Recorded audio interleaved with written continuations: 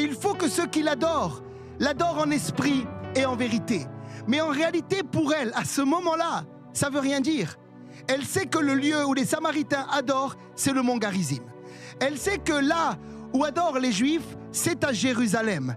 Et là, il y a comme un débat théologique qui prend place. Mais Jésus ne rentre pas dans le débat. Jésus lui parle d'une eau supérieure.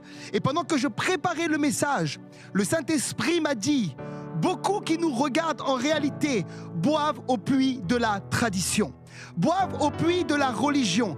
Voilà pourquoi ils ne sont pas désaltérés. Jésus voudrait te donner non pas le puits de la religion, mais le puits de la vie de l'esprit. Un puits qui est profond dans lequel tu peux venir te désaltérer jour après jour. Même si tu es dans un désert spirituel actuellement, la Bible nous parle de ce puits. Il est partout, en tout temps, en toutes circonstances, en toute saison. Et tu peux venir boire de ce puits, de cette eau vive, parce que cette eau, il la donne gratuitement. Alléluia, gratuitement. Cette femme également, elle a un deuxième problème que j'ai appelé le puits du péché.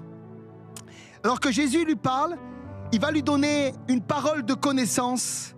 Au verset 18, il lui dira, « Car tu as eu 5 maris, et celui que tu as maintenant n'est pas ton mari. » Elle répondra, « En cela, tu dis vrai. » Cette femme-là qui vient boire à midi parce qu'en réalité, elle a peur que les gens de son village la voient venir au puits.